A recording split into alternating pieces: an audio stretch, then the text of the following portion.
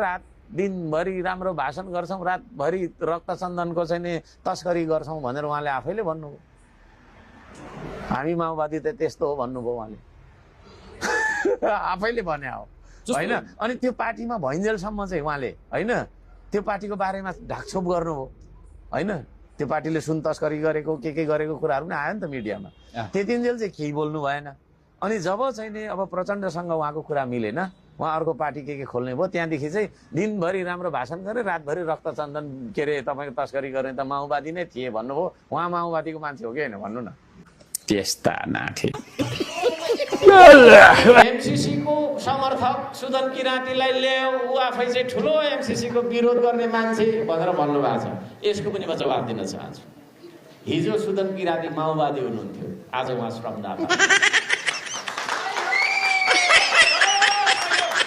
पार्टीमा व्हिप भन्ने चिज हुन्छ।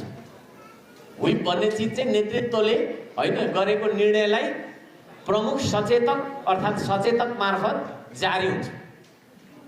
त्यो सचेतकले जारी गरेको व्हिप भन्दा बाहिर जाने बित्तिकै पार्टी छोडिहाल्नुपर्छ है। सांसदको पद पनि जान्छ, मन्त्री पनि। अब सांसदको पद गएपछि मन्त्री जाने कुरो भइहाल्यो।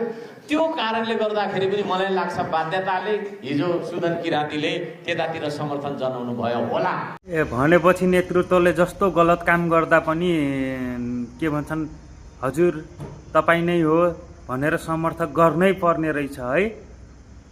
यस्तो त छ बुद्धि। एमसीसी राष्ट्रघाती होइन त्यसो भएछ। केलाई राष्ट्रघाती भन्ने के ढोड बालेको दिन दियालो बालेको दिन धरानमा मान्छे बस्छ र? एमसीसीमा तपाईँले जो सिग्नेचर गर्नुभयो नि, दस्ताखेत गर्नुभयो नि, हामीले कानुन पास गरेको, कानुन पास गर्नुभयो, यसमा तपाईँलाई गर्व छ। भेगुर गिठा खाएर अब राष्ट्रवाद त्यो चुनावको बेलामा कसले कसलाई के भन्छ भन्ने कुरा हुन्छ। अब एउटा सांसद भएर मैले चाहिँ त्यो खालको शब्दहरू प्रयोग गर्नु यहाँ हुँदैन। ऐसे लोगों पे सिर्फ हम लोग हंस सकते। यो हर्क पातको जस्तो दुई जिब्रे पल्टु र के भन्छ थुकेर आफ्नै थुक चाट्ने व्यक्ति चाहिँ यो के भन्छ नेपालमै कोही छैन होला के। यो त पुराना पार्टीहरू भन्दा नि के भन्छ गए गुज्रेको व्यक्ति रहेछ के खासमा भन्ने हो भने के। राम्रो काम गर्नु सक्नुहुन्न भने अब हामी देश जिम्मा लिन्छौँ। ढुक्कसँगले तपाईँहरू बस्नुहोस्। कस्तो बुद्धि होला।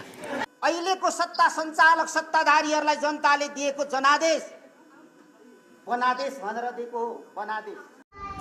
हे बनादेश भनेर पो दिया हो।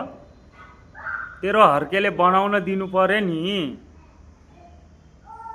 एउटा कुराको पनि सपोर्ट गरेको छ हर्केले।